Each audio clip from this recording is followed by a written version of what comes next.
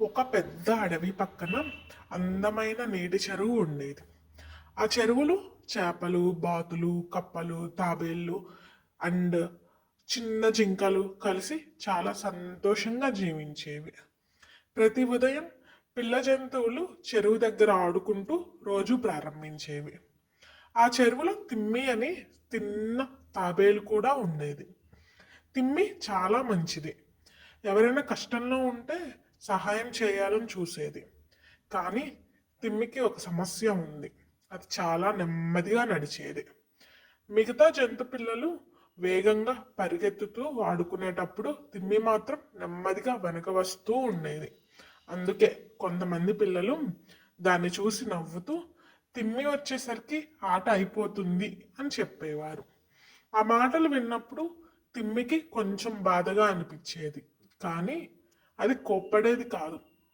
తన మనసులో నేను నెమ్మదిగా ఉన్నా సరే ఎప్పుడూ ఆగను, ఒక్కొక్క అడుగు వేసినా ముందుకు వెళ్తాను అని అనుకునేది. ఒక వేసవి కాలంలో ఎండ చాలా ఎక్కువైంది. రోజులు గడిచే కొద్దీ చెరువులోని నీరు తగ్గిపోవడం మొదలైంది. చేపలు కూడా నీరు తక్కువ అవుతుందని భయపడ్డాయి.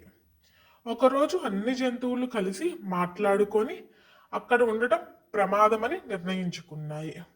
పెద్ద బాతు అందరికీ చెప్పింది, మనమందరం వెంటనే కొత్త నీటి స్థలం వెతుక్కోవాలి, లేకపోతే మనకు కష్టం వస్తుంది. అందరూ వెంటనే ప్రయాణం ప్రారంభించారు. జింకలు వేగంగా పరిగెత్తాయి, కుందేళ్లు దూకుతూ ముందుకు వెళ్ళాయి, పక్షులు ఆకాశంలో ఎగిరిపోయాయి. తిమ్మి కూడా తన ప్రయాణం మొదలుపెట్టింది. కానీ అది తన వేగంతో నెమ్మదిగా నడుస్తూ వచ్చింది. మధ్యాహ్నం అయ్యేసరికి ఎండ మరింత పెరిగింది. వేగంగా పరిగెత్తిన జంతువులందరూ అలసిపోయి దారిలోనే ఆగిపోయారు.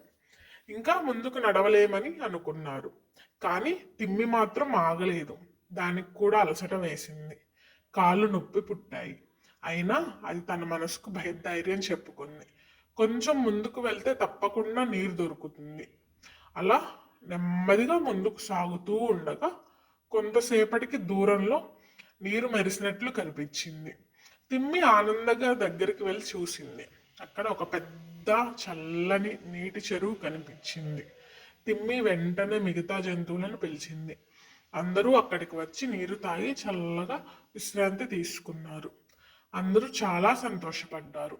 జంతువులందరూ తిమ్మి దగ్గరికి వచ్చి అన్నారు, నువ్వు నెమ్మదిగా ఉన్నా ఆగకుండా ముందుకు వెళ్ళావు, అందుకే మమ్మల్ని కాపాడగలిగావు.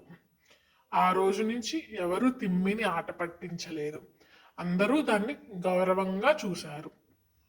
ఆ రాత్రి అన్ని జంతు పిల్లలు కొత్త చెరువు దగ్గర సంతోషంగా నిద్రపోయారు. తిమ్మి కూడా ఆనందంగా కలల్లోకి జారిపోయింది.